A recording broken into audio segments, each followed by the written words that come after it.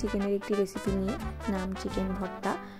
তো আপনারা অবশ্যই আগে হয়তো ট্রাই করেছেন, তবে যদি বাড়িতে না ট্রাই করে থাকেন এইভাবে বানিয়ে দেখতে পারেন। তো প্রথমেই শুরু করি রেসিপিটা চিকেনটাকে সেদ্ধ করা দিয়ে। প্রথমে কড়াইয়ের মধ্যে চিকেন আমরা সেদ্ধ করতে দেবো গোলমরিচ, লবণ ও রসুনের কিছু কোয়া দিয়ে। আমি এখানে চিকেনের বোন সহ পিসগুলো ইউজ করেছি।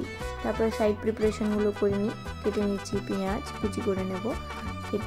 মিক্সিং জারের মধ্যে আদা রসুনের একটা পেস্ট তৈরি করে নেব। কেটে নেব টমেটোটাও একটা স্মুথ পেস্ট তৈরি করে নেব। আর আমি এখানে 1 ঘন্টা আগে কাজু বাদাম ভিজিয়ে রেখেছিলাম, সেই কাজু বাদাম মিক্সিতে না পেস্ট করে ওটা আমি শিলের মাধ্যমে বেটে নিচ্ছি একটা স্মুথ, যেহেতু এটা থেকে একটা স্মুথ ক্রিমি ভাব আসবে তাই জন্য এটা আমি পাটাতেই বেটেছি। আপনারা চাইলে এটা মিক্সার জারের মধ্যেও পিষতে পারেন। তারপরে চিকেনটা সেদ্ধ হয়ে গেলে একটা আলাদা পাত্রে চিকেন স্টকটা কিছুটা আমি উঠিয়ে রাখছি। আর বাদ বাকিটা আমি কি করেছি সেটা যদি আপনারা জানতে চান অবশ্যই কমেন্ট সেকশনে আমাকে জানাবেন। আর তারপরে আমরা যে চিকেনটা সেদ্ধ করেছি সেগুলো এইভাবে আস্তে আস্তে ছিঁড়ে নিতে হবে ফর্কের সাহায্যে বা হাত দিয়ে, যেভাবে সুবিধে। এরপর ফ্রাইং প্যানের মধ্যে সাদা তেল, তার মধ্যে তেজপাতা, গোটা গরম মশলা ফোড়ন দিতে হবে।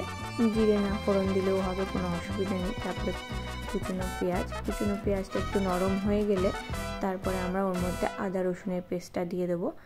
তো চলুন এদিকে পেঁয়াজটা ভাজা হোক। এর মধ্যে আমরা 3টে ডিম সেদ্ধ করে নিয়েছি, তার মধ্যে 2টো ডিমকে গ্রেট করে নেব।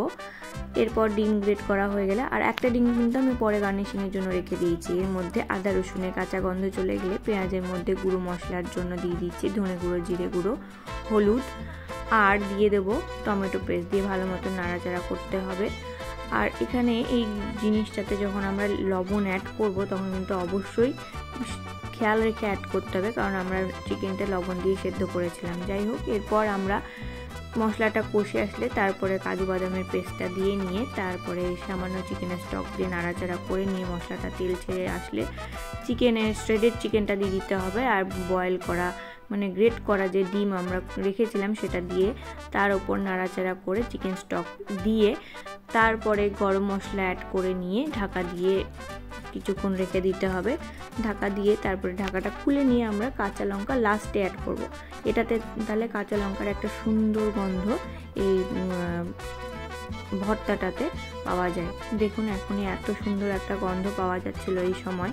তারপরে জলটা শুকিয়ে এলে ওপর দিয়ে দেবো ফ্রেশ ক্রিম আর গুঁড়িয়ে দেবো সামান্য কাসুরি মেথি দিয়ে নাড়াচাড়া করে একটু 5 মিনিট মতন রেস্টে রেখে দিলেই তৈরি আমাদের চিকেন ভর্তা। ওপর দিয়ে আমি ডিম গ্রেট করে দিয়েছি আর এইভাবে সাজানোর জন্য দিয়ে দিয়েছি ডিম কেটে।